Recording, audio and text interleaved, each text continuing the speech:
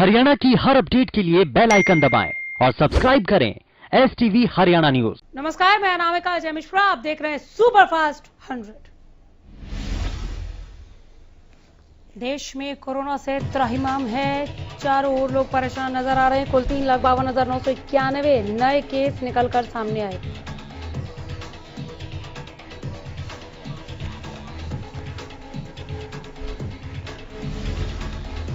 देश में अब एक्टिव केस बढ़कर 28,13,658 हो गए। हालांकि 2,19,272 लोग ठीक भी हुए।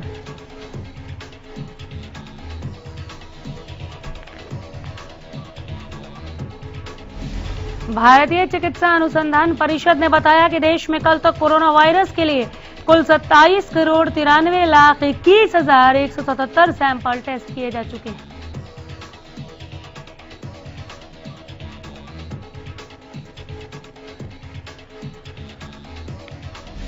दिल्ली में कोरोना वायरस के बढ़ते संकट के बीच सोमवार को मुख्यमंत्री अरविंद केजरीवाल ने एक प्रेस कॉन्फ्रेंस की।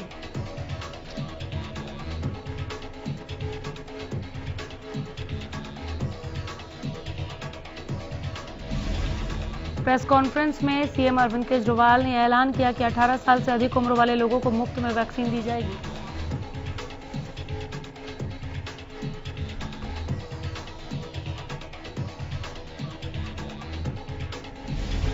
वैक्सीन की कीमतों को लेकर विपक्ष केंद्र सरकार पर सवाल खड़े कर रहा है। सोमवार को कांग्रेस के पूर्व अध्यक्ष राहुल गांधी ने कहा है कि देशवासियों को वैक्सीन मुफ्त में मिलनी चाहिए।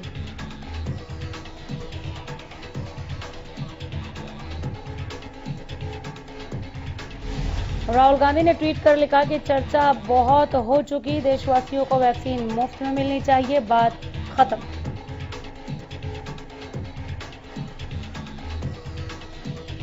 उन्होंने केंद्र की नरेंद्र मोदी सरकार पर निशाना साधते हुए कहा कि मत बनाओ भारत को बीजेपी सिस्टम का विक्टिम, हर देशवासी को चाहिए फ्री वैक्सीन।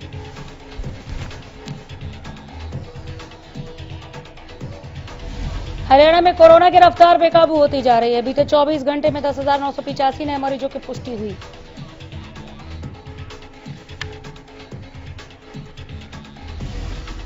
कोरोना के करनाल में 570, पानीपत में 491, सिरसा में 569 मरीजों की पुष्टि हुई है। एक दिन में कोरोना से 64 लोगों ने अपनी जान गंवाई।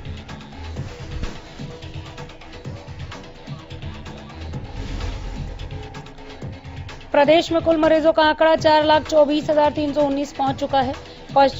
एक्टिव मरीजों की संख्या 74,000 के पार।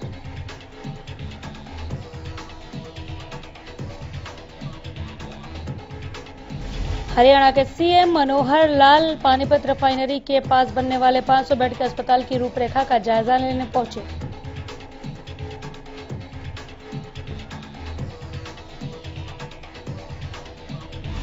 इसमें ऑक्सीजन रिफाइनरी से सप्लाई होगी। सीएम मनोहर लाल ने कहा कि ऑक्सीजन सभी राज्यों को उतनी ही मिल रही है जितना जिसका कोटा है।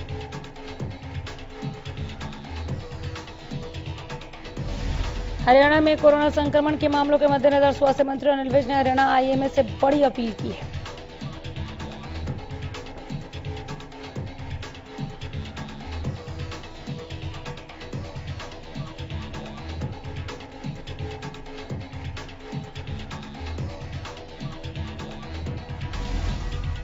विज ने आईएमए से अपील करते हुए कहा कि सरकार प्रदेश में जरूरत की जगहों पर अस्पताल बनाना चाहती है। खासतौर पर गुरुग्राम में सरकार अस्पताल स्थापित करना चाह रही है।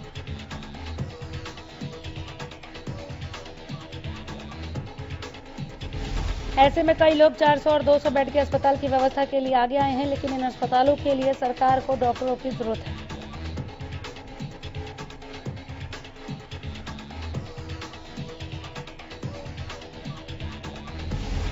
कालका से पूर्व विधायक प्रदीप चौधरी विधानसभा अध्यक्ष ज्ञानचंद गुप्ता से मिले। उन्हें हिमाचल कोर्ट के फैसले की कॉपी सौंपी।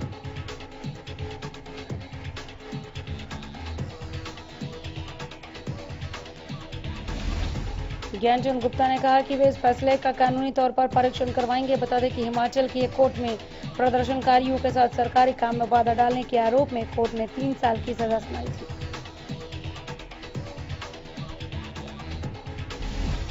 जिसके बाद प्रदीप चौधरी की सदस्यता भी रद्द कर दी गई थी। प्रदीप चौधरी ने हाईकोर्ट में इस बाबत याचिका डाली थी।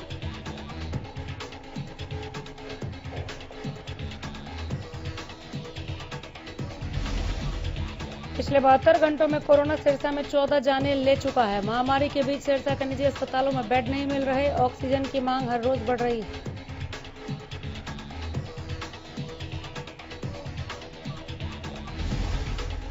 स्वास्थ्य विभाग के अधिकारी भले ही सुचारू व्यवस्था को लेकर बड़े बड़े दावे कर रहे हों, लेकिन स्थिति चिंताजनक बनती जा रही है। कोविड सेंटर चला रहे निजी अस्पताल के डॉक्टर अंजनी अग्रवाल बताते हैं कि अस्पताल में इस वक्त बेड खाली ही नहीं।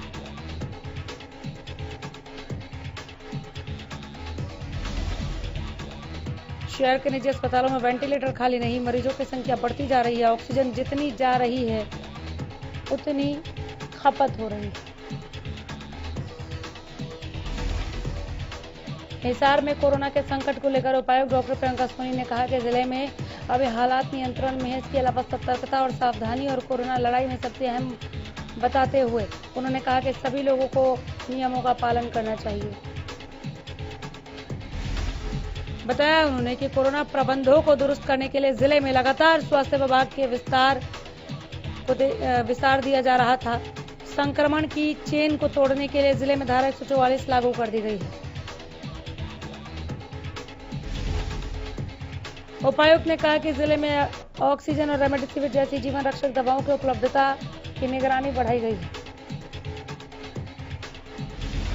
फरीदाबाद जिला मजिस्ट्रेट डॉक्टर गरिमा मित्तल ने 3 इलाकों को माइक्रो कंटेनमेंट जोन के रूप में नोटिफाई किया है। कोरोना के बढ़ते मामलों के मद्देनजर जिला में धारा 144 लागू की गई।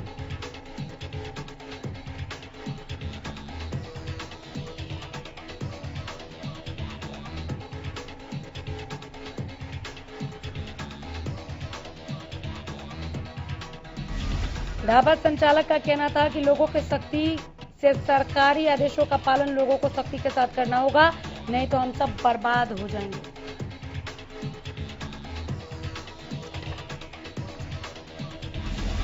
सिरसा में जिन क्षेत्रों में कोरोना वायरस का फैलाव ज्यादा है उनकी सूची तैयार की जा रही है। संक्रमण को देखते हुए माइक्रो कंटेनमेंट जोन और मेट्रो कंटेनमेंट जोन बनाने पर काम किया जाएगा। Sirsa civil surgeon doctor Krishan Kumar इस बारे में जानकारी दी है। अप्रैल में तेजी से बढ़ रहे कोरोना संक्रमण पर चिंता जाहिर करते हुए सिरसा के एचएसबीपी और अस्पताल में इलाकों के सभी अति प्रभावित क्षेत्रों और कॉलोनी को चिन्हित कर कंटेनमेंट जोन बनाने की प्रक्रिया शुरू की जाएगी। उन्होंने कहा कि सिरसा में पिछले 3 दिनों में ही बड़ी संख्या में कोरोना पॉजिटिव मामले सामने आए हैं, उसे लेकर कदम उठाए जा रहे हैं।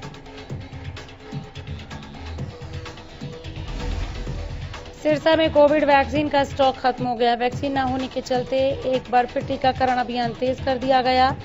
नागरिक अस्पताल प्रशासन द्वारा वैक्सीन स्टॉक खत्म होने की सूचना उच्च अधिकारियों को दे दी गई थी।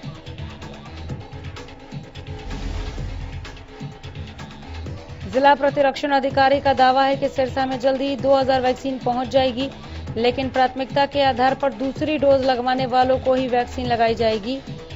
बाकी लोगों को अभी इंतजार करना होगा।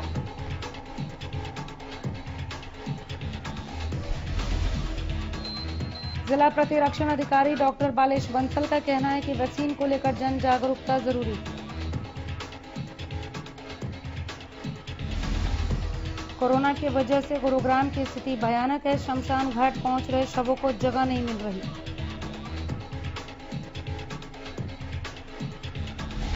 हालात इतने बुरे हैं कि शवों का अंतिम संस्कार भी मानो कोरोना के इशारों पर किया जा रहा है।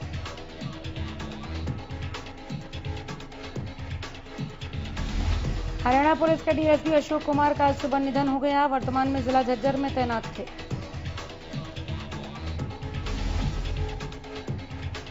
सोमवार को उपचार के दौरान उनकी मौत हो गई। कोरोना से संक्रमित थे।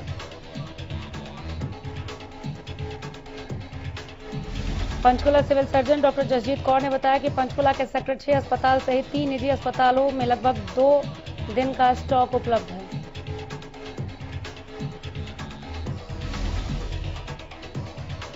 पंचकुला में 7000 मीट्रिक टन की कैपेसिटी है। रोजाना की जो खपत है वो 2800 मीट्रिक टन है।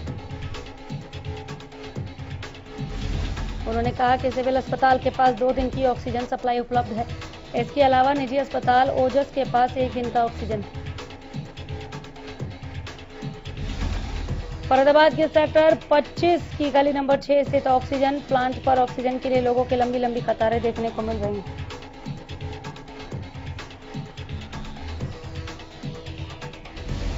यहाँ सिर्फ मरीज के परिजन लाइन में है, बल्कि डॉक्टर भी लाइन में लगकर ऑक्सीजन के लिए अपनी बारी का इंतजार कर रहे हैं। प्रदेश में कोरोना संकट के चलते हरियाणा में रोडवेज का भी बड़ा प्रभाव देखने को मिल रहा है। 50% यात्रियों के साथ सफर करने का नियम लागू कर दिया गया। रोडवेज विभाग की ओर से फैसला लिया गया है कि अब रोडवेज कर्मचारी ऑड इवन के आधार पर काम करेंगे। अंबाला छावनी नगर परिषद ने कोरोना महामारी को देखते हुए मंडे को मार्केट बंद करवा दिया।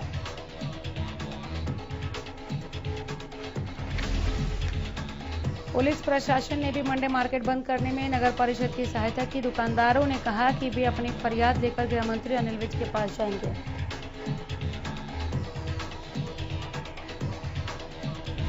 महामारी के बढ़ते मामलों को देखते हुए सब्जी मंडी का समय सुबह 5 बजे से 11 बजे तक निर्धारित कर दिया गया। इसके बाद मंडी बंद रहेगी। हर शनिवार को मंडी में कामकाज बंद रहेगा।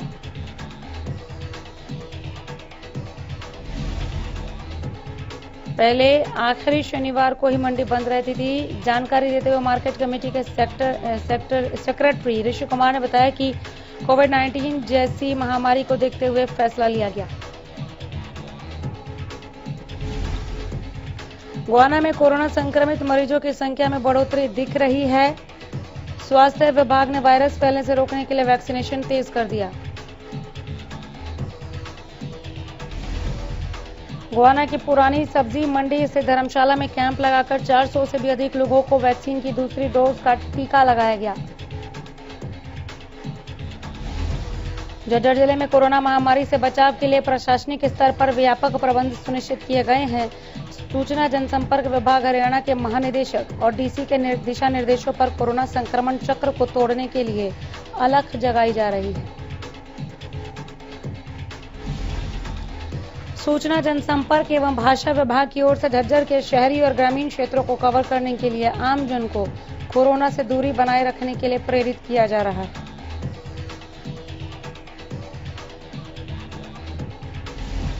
झज्जर लघु सचिवालय से जागरूकता वाहन को जिला प्रौद्योगिकी अधिकारी अमित बंसल ने जिला सूचना एवं जनसंपर्क अधिकारी दिनेश कुमार और सहायक सूचना एवं जनसंपर्क अधिकारी बहादुरगढ़ सतीश कुमार की मौजूदगी में रवाना किया। सोनीपत के मारा गांव के रहने वाले किसान 15 दिन से गेहूं की पेमेंट के लिए दर दर की ठोकरें खा रहे हैं।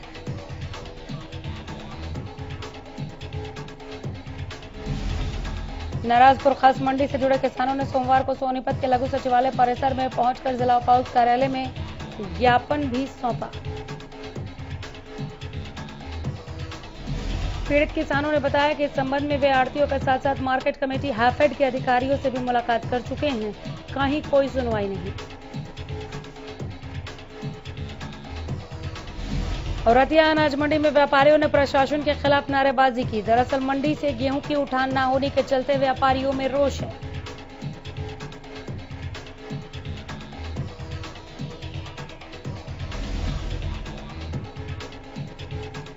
सरकार के नियम अनुसार फसल खरीद के 48 घंटे के बाद उठान अनिवार्य है। इसके बावजूद 10 दिन बीत जाने के बाद भी गेहूं का उठान नहीं हुआ।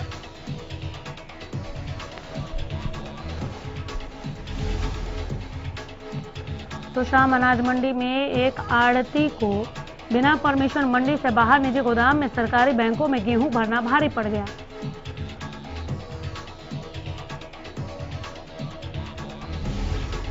मार्केट कमेटी सेक्रेटरी ने छापा मारा, रंगे हाथों पकड़ा गया। आड़ती पर जुर्माना लगा। भविष्य में गलती करने पर लाइसेंस रद्द करने की चेतावनी दी गई। बता दें कि परमिशन नहीं ले रखी थी उसने। हमने 50% जुर्माना उस पर लगा दिया। भविष्य में ऐसी गलती करने पर लाइसेंस रद्द करने की चेतावनी दी गई है। करनाल के राजीवपुरम के रहने वाले 21 साल के दीपक की मौत हो गई। दीपक 1 महीने से पहले डोंकी लगाकर अमेरिका के लिए गया था। रास्ते में कोलंबिया के पास जब वो अमेरिका की तरफ बढ़ रहा था तो पैर फिसलने से पत्थर पर सिर लगने से मौत हो गई।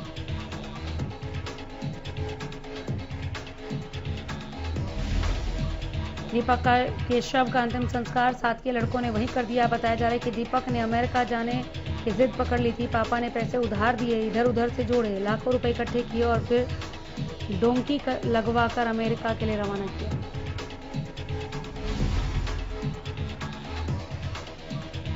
जब डोंकी लगाकर कोई युवक अमेरिका की तरफ जाता है तो ये सब गैर कानूनी तौर पर होता है। रास्ते में जंगलों और समुद्र के रास्ते से भी जाना पड़ता है। असम में जागलान लैब के मालिक पर कुछ अज्ञात बाइक सवार लोगों ने फायरिंग कर दी, जिसमें लैब मालिक को कोई नुकसान नहीं पहुंचा है। उधर गोलियों की आवाज सुनकर लोगों की भीड़ लैब के आसपास जुट गई, जिसकी इत्तला पुलिस को दी गई। मौके पर डीएसपी ने बताया कि देर शाम बाइक सवार 2 लोग आए और उन्होंने गोलियां चलाई। हम तफ्तीश कर रहे हैं।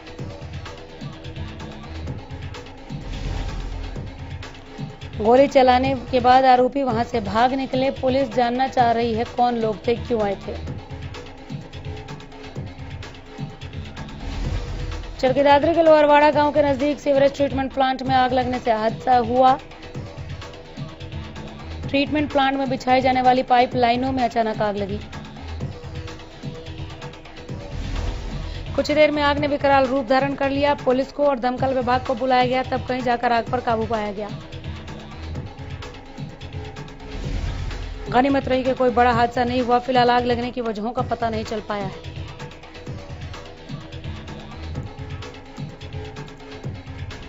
गुरुग्राम के मेट्रो हॉस्पिटल में ऑक्सीजन की कमी सामने आई है। अस्पताल ने ट्वीट कर मांगी मदद। सरकार से मरीजों की जान बचाने की लगाई गुहार।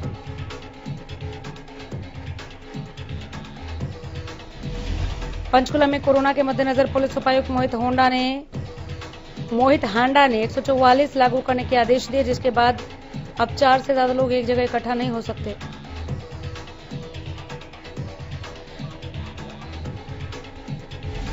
सरकारी ड्यूटी, स्वास्थ्य विभाग, पुलिस विभाग और दूसरी आपात सेवाओं से संबंधित कर्मचारियों और लोगों को ही धारा 144 में छूट मिलेगी। हरियाणा के मुख्य सचिव विजय वर्धन ने चंडीगढ़ में अधिकारियों के साथ बात की। मुख्य सचिव ने बैठक में कहा कि अधिकारी कोरोना की संकट की घड़ी में पूरा तालमेल बनाए हुए। उन्होंने कहा कि जिस क्षेत्र में अधिक कोरोना पॉजिटिव केस पाए जाते हैं, उन क्षेत्रों में तुरंत प्रभाव से कंटेनमेंट जोन बनाए जाएं। मुख्य सचिव ने सुझाव दिया कि सांसद, विधायक, चेयरमैन और मार्केट कमेटी के सदस्यों के साथ मिलकर कंटेनमेंट जोन बनाने पर के साथ ही इन क्षेत्रों में कोविड एहतियात के लिए कदम उठाए जाने चाहिए। साइबर सिटी गुरुग्राम में खतरनाक होते कोरोना को देख पुलिस ने कमान संभाल ली है। 20 पीसीआर वैन को एम्बुलेंस में तब्दील किया। पुलिस ने किसी भी आपात स्थिति में लोगों को दवा से लेकर अस्पताल पहुंचने तक की सुविधा देने की तैयारी शुरू कर दी है। इंद्र में कोरोना वैक्सीन का टीकाकरण अभियान तेज गति से आगे बढ़ रहा है। स्वास्थ्य विभाग की सतर्कता, कार्यकुशलता के चलते ये हो रहा है।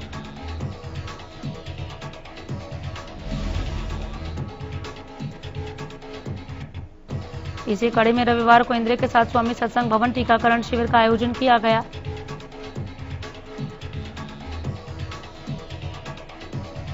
रेवाड़ी में सीएम फ्लाइंग की टीम ने छापेमारी की। मोबाइल दुकान संचालक से रेमडेसिविर इंजेक्शन बरामद किए गए। 23,000 रुपए में ये एक इंजेक्शन बेचा जा रहा था। सिरसा के बाबा भुम्मण शाह चौक पर यूनियन बैंक के एटीएम से रविवार सुबह आग लग गई।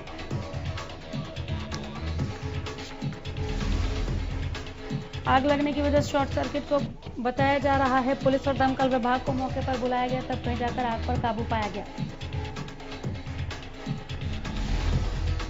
बैंक मैनेजर ने कहा कि आगजनी की घटना से एटीएम मशीन, फर्नीचर, एसी, पंखा सहित सामान जलकर राख हो गए।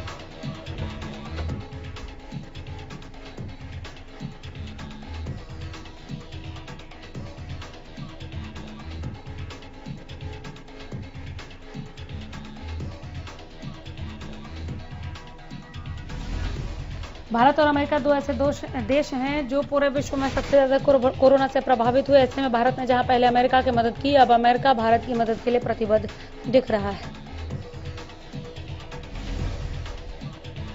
भारतीय एनएसए अजीत डोभाल और अमेरिकी एनएसए जैक सुलिवन की बातचीत के बाद ये मामला सुलझता दिख रहा है, जिसमें पहले अमेरिका ने मना कर दिया था कि हम मदद नहीं करेंगे, लेकिन अब अमेरिका मदद करना चाह रहा है।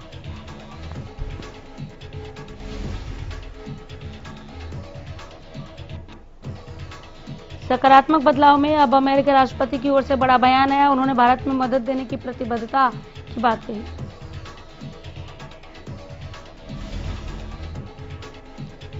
अमेरिका के राष्ट्रपति ने एक ट्वीट करते हुए महामारी की शुरुआत में जब हमारे अस्पतालों पर भारी दबाव था, उस समय भारत ने अमेरिका के लिए जिस तरह से सहायता की थी, उसी तरह भारत की जरूरत के समय में भी अमेरिका मदद करने को तैयार है।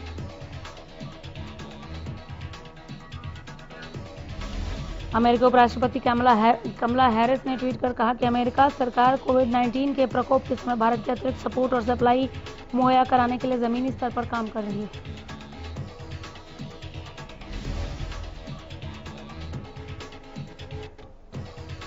कोरोना वायरस की ताजा लहर से जूझ रहे कर्नाटक ने 2 हफ्ते के लिए लॉकडाउन जैसी पाबंदियां लगाने का फैसला कर दिया। मुख्यमंत्री बीएस येदियुरप्पा ने सोमवार को ऐलान किया कि राज्य में दिल्ली और महाराष्ट्र से भी तेज कोरोना फैल रहा है।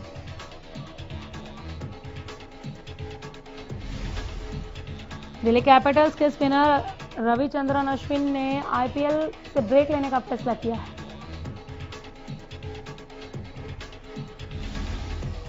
अश्विन ने लिखा कि मैं कल से इस साल के आईपीएल से ब्रेक ले रहा हूं। मेरा परिवार इस वक्त कोरोना के खिलाफ लड़ाई लड़ रहा है, मैं उनका साथ देना चाहता हूं।